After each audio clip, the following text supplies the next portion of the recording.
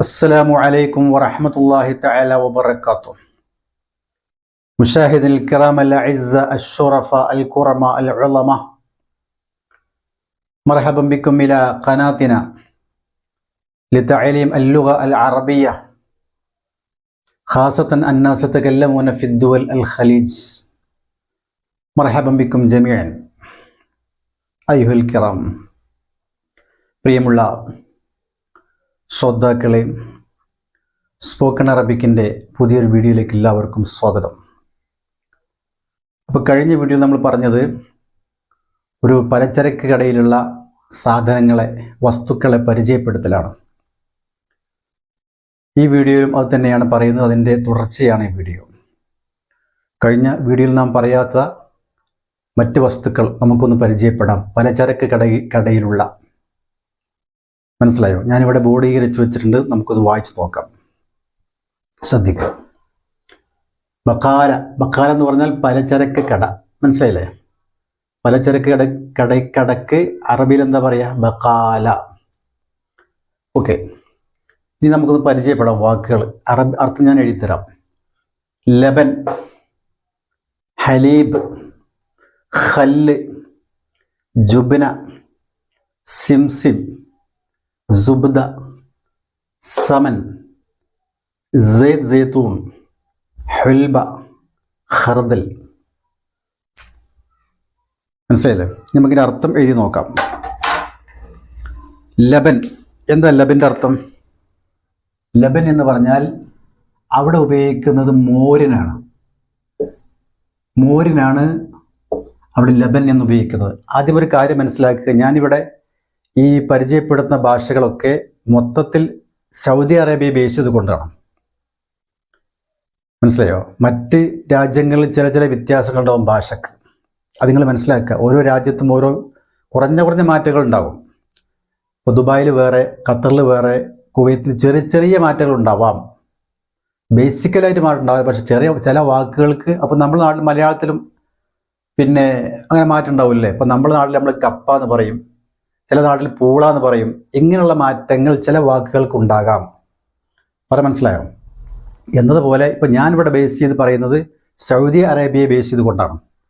മനസ്സിലായോ? അതാദ്യം മനസ്സിലാക്കുക. അപ്പോൾ അവിടെ സൗദി അറേബ്യയിൽ ലബൻ എന്ന് പറഞ്ഞാൽ മോരാണ്. സത്യത്തിൽ ലബൻ എന്ന വാക്കിൻ്റെ ശരിയായ അർത്ഥം പാലി എന്നുള്ളതാണ്. ഒറിജിനൽ അതിൻ്റെ അർത്ഥം പാലി എന്നുള്ളതാണ്. പക്ഷെ അവിടെ ഉപയോഗിക്കുന്ന ലബൻ മോരായിട്ടാണ്. പാലിന് അവർ പറയുന്ന പേര് ഹലീബ് എന്നുള്ളതാണ്. ഇതിനാണ് അവർ പാല് എന്ന് പറയാം. ഹലീബ് എന്ന് പറഞ്ഞാൽ കറന്നെടുത്ത വസ്തു എന്നുള്ളതാണ്. അതന്നെ പാല്. പക്ഷെ ഞാൻ പറഞ്ഞു ലബൻ എന്നാണ് ശരിക്ക് പാലിൻ്റെ പേര്.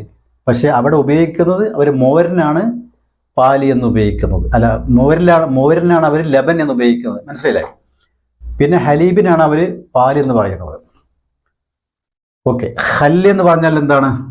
ഖല്ല്, സുർക്ക. മനസ്സിലായേ? സുർക്കക്കാണ് ഖല്ല് എന്ന് പറയാം. ജുബന എന്ന് പറഞ്ഞാൽ പാൽക്കട്ടി. പാലിൽ നിന്നും നിർമ്മിക്കുന്ന ഒരു വസ്തുവാണ് ജുബന. സിംസിം എന്ന് പറഞ്ഞാൽ എള്ള്. മനസ്സിലായില്ലേ? സുബ്ദ എന്ന് പറഞ്ഞാൽ വെണ്ണ. സമൻ എന്ന് പറഞ്ഞാല് നെയ്യ്. സൈതുന ഒലിവെണ്ണ. ഒലിവെണ്ണ. ഹുൽബ എന്ന് പറഞ്ഞാൽ ഉലുവന്നെ. ഖർദൽ എന്ന് പറഞ്ഞാൽ കടുക്. മനസ്സിലായോ? ഇത്രയും ഭാഗമാണ് നമ്മൾ ഈ വീഡിയോയിൽ പറയുന്നത്. നമുക്കൊന്ന് വായിച്ചു നോക്കാം. ബഖാല എന്ന് പറഞ്ഞാൽ പലചരക്ക് കട. ലബൻ മോര്. ഹലീബ് പാല്. ഖല്ല് സുർക്ക. ജുബിന പാൽക്കട്ടി. സിംസിം എള്ള്.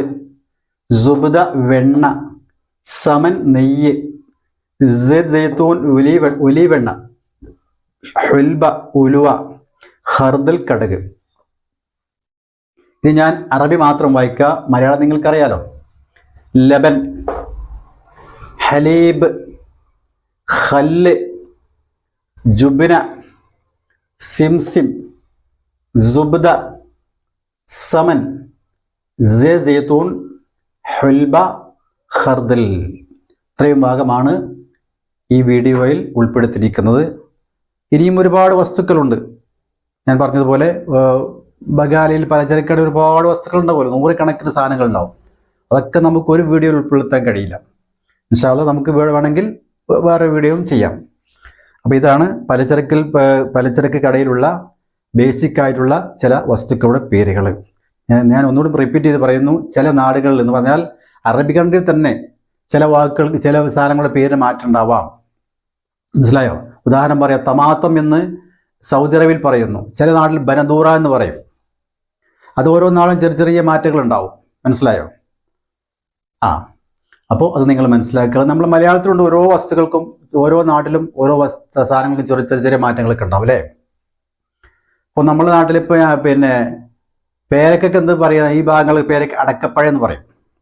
പേരക്ക എന്നും പറയും, അടക്കപ്പഴം പറയും. പേരക്ക ചില നാട്ടിൽ പറയും, ചില നാട്ടിൽ അടക്കപ്പഴം എന്നും പറയും. അങ്ങനെ ചില മാറ്റങ്ങളൊക്കെ ഓരോ വസ്തുക്കൾക്കും ഓരോ നാടുകളുണ്ട്. അത് നിങ്ങൾ മനസ്സിലാക്കുക. പക്ഷെ ഞാൻ വീണ്ടും പറയുന്നു, ഞാൻ സൗദി അറേബ്യയെ ബേസ് ചെയ്തുകൊണ്ടാണ് പറയുന്നത് കേട്ടോ. മനസ്സിലായോ?